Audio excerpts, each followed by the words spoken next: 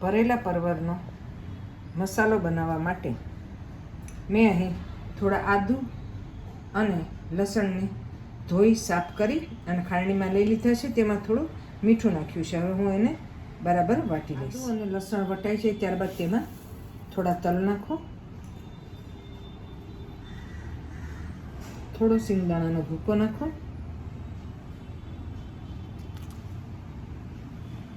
હળદર નાખો, ધાણા જીરું પાવડર નાખો,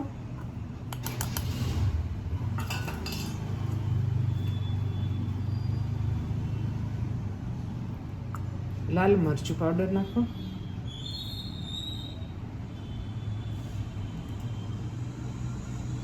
રેશમપટ્ટી અને કાશ્મીરી લાલ મરચું બંને મિક્સ છે એટલે બહુ તીખું નથી. હવે તેને બરાબર વાટી લો. બધું મિક્સ કરીને બરાબર વાટી લો. ત્યારબાદ વાટેલા મસાલામાં થોડી ખાંડ, થોડી સેજ ચટપટું લાગે એટલે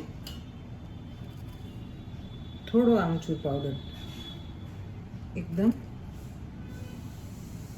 થોડો આમચૂર પાવડર અને થોડું કોપરાનું છીણ, સૂકા કોપરાનું છીણ નાખીને ફરીથી વાટી લો. મતલબ તૈયાર કરેલા મસાલાની અંદર અડધું પાવડું તેલ નાખો અને થોડું પાણી નાખો, કેમ કે શાકને ચડવા માટે પાણીની પણ જરૂર પડશે. બધું એકદમ હાથથી મિક્સ કરી લો. મિક્સ કરેલો મસાલો મેં પરવરને સાફ કરી છાલ ઉતારી અને ઊભો કાપો મારી દીધો છે.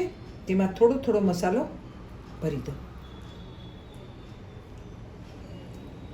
આવી જ રીતે બધા પરવરની અંદર મસાલો ભરીને રેડી કરી દો. બટાકામાં મેં એક વખત આડો આ રીતે એટલે બરાબર ચડી જાય અને આખા બટાકાની અંદર મસાલો આવી જાય. અને આ બાજુ આ રીતના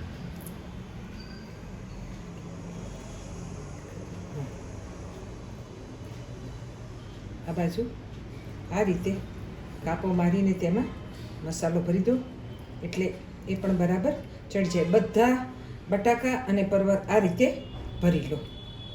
ભરેલા પરવરનું શાક બનાવવા માટે સૌ પ્રથમ મેં લોયું જેમાં શાક વઘારવાનું છે તે ગેસ પર મૂકી દીધું છે અને તેમાં એક પાવડા જેટલું તેલ મૂકું છું, કારણ કે મસાલામાં પણ આપણે અડધું પાવડા જેટલું તેલ મૂકેલું છે એટલે વધારે તેલ ના થાય. તેલ બરાબર થઈ જાય એટલે થોડી મેથી નાખો, મેથીને થવા દો. મેથી સરસ થઈ જાય એટલે ચપટી રાઈ નાખો,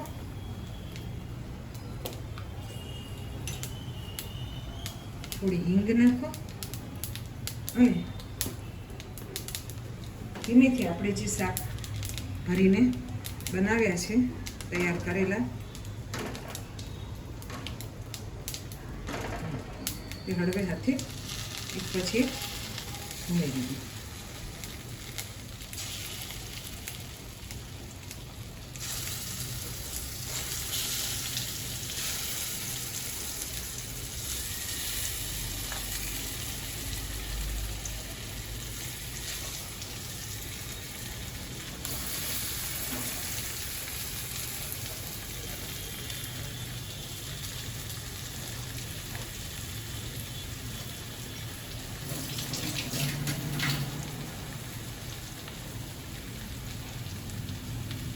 શાકને એમ જ રાખીને થોડી વાર ઢાંકી રાખો. હમણાં ફેરવવાનું નથી. થોડી વાર 2 થી 3 મિનિટ ચડવા દો. ત્યારબાદ મેં જે આપણે મસાલો તૈયાર કરેલો હતો તે ખાંડણી પાણીથી ધોઈ અને શાકમાં ઉમેરી દીધી છે. હવે એને એકદમ ધીમા તાપે ચડવા દેવાનું.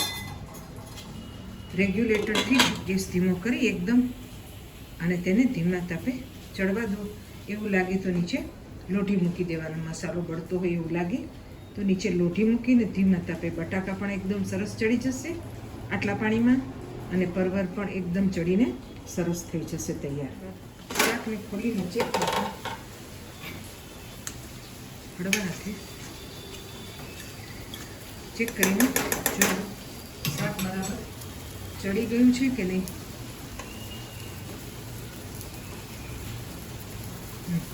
થોડી પાણીની જરૂર લાગે છે ને એક બાજુ પાણી ગરમ કરવા મૂકી દીધેલું. તમે પણ ગરમ પાણી નાખવાનું તમારે પણ.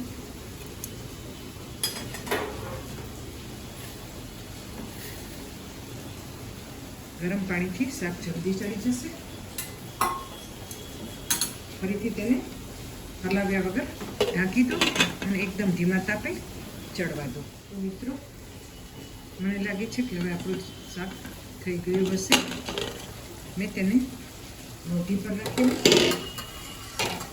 ચેક કરી લઈએ. એકદમ રેડી છે આપણું શાક ખાવા માટે. તમે જોઈ શકો છો અંદર ચપટી જતી રહે છે.